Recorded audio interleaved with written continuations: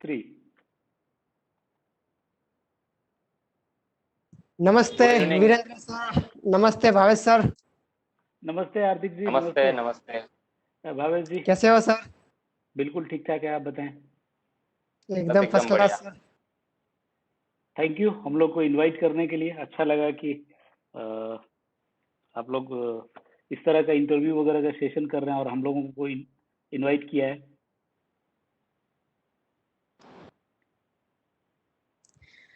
आज के safety talk में सर आपका स्वागत है। वेलकम टू सेफ्टी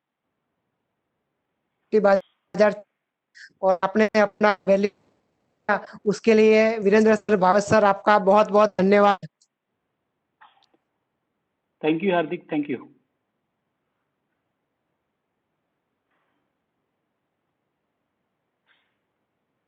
सर तो आज का जो सेफ्टी टॉक है क्वेश्चन एंड आंसर सेशन, तो कैन वी स्टार्ट? जी बिल्कुल बिल्कुल यस, कर सकते हैं। You can start. ओके, धन्यवाद सर। ओके सर, ये सवाल भावेश सर कि आपके लिए है कि फायर और सेफ्टी ये दो एक ही फील्ड है कि अलग अलग फील्ड है? बहुत सारा कंफ्यूजन रहता है कि फायर एंड सेफ्टी बोलते हैं या फायर फायर सेफ्टी एक साथ में बोल देते हैं, तो क्या दोनों एक ही है कि अलग अलग है?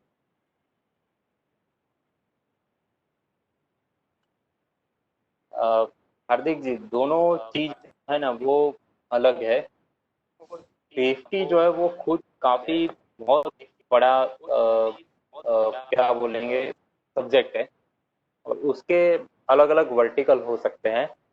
इसमें हमारा फायर एक वर्टिकल हो गया, सेफ्टी खुद एक हो गया, इंडस्ट्रियल सेफ्टी बोलेंगे, एक हो गया ऑक्यूपेशनल हेल्थ हो गया, और एक एनवायरनमेंट का पार्ट हो गया। ये चारों चीजें जो है वो सेफ्टी के अंडर हम लोग बोल सकते हैं। फायर के अंदर अगर हम लोग जब डीप में जाते हैं तो उसकी खुद की भी बहुत सारी कैटेगरीज होती है, वो आ जाती है। राइट? जैसे जितना इंडस्ट्री में आपका रिस्क ज्यादा होगा, फायर के हिसाब से मैं बात कर रहा हूँ, तो वहां पे फायर डिपार्टमेंट जो रहेगा वो अलग रहेगा। अगर आपकी इंडस्ट्री जो है वो मीडियम रिस्क की कैटेगरी में आती है, तो वहां पे जो डिपार्टमेंट रहेगा उन्हें ये दोनों रिस्पॉन्सिबिलिटी दी जाती है, फायर की भी एज वेल एज सेफ्टी की। और जहाँ पे रिस्क फायर के हिसाब से लो होए, राइट ना, तो वहाँ पे जो भी सेफ्टी ऑफिसर रहेगा वो अपना काम अपने हिसाब से देखेगा, या तो फिर कोई सेफ्टी ऑफिसर भी नहीं रहा तो अगर कोई फायरमैन हो गया या सेफ्टी सुपरवाइजर रहेगा, वही सारा चीज जो है वो मैनेज कर लेगा। तो ये चीज है अपना, दोनों को अलग है। अगर फायर की भी मैं सब कैटेगरी की भी बात करूँ तो उसमें भी बहुत सारे वर्टिकल है।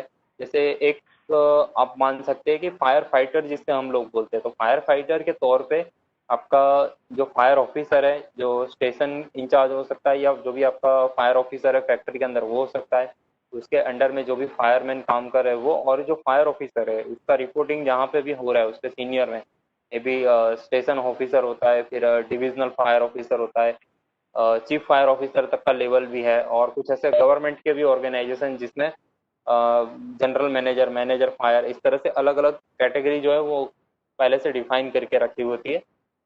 ये भी एक हो गया, ये सारा जो है वो फायर फाइटर के तौर पे आ जाता है।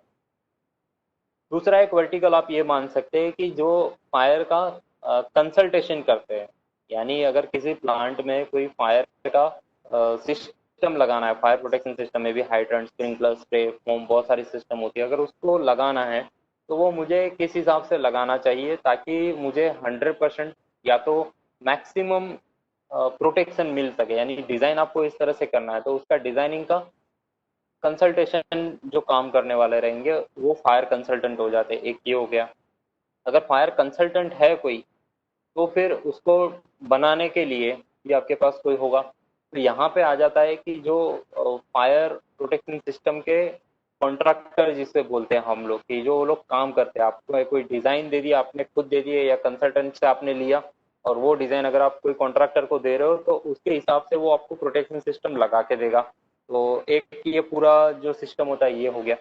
अभी मान लीजिए कि आपने सिस्टम पहले से लगा के रखा हुआ है या आपने अभी रिसेंटली लगाया, तो फिर आता है कि इसको मेंटेन करना। एक बार अगर आपने लगा लिया, सिलेक्शन हो गया, आपने इंस्टॉलेशन कर दिया, कमीशनिंग हो गया, टेस्टिंग हो गया, अभी आप इसको यूज कर रहे हो, तो यूज करने के बाद उसको अच्छी तरह से मेंटेन करने के लिए मेंटेनेंस वाला पार्ट आता है हमारे सामने।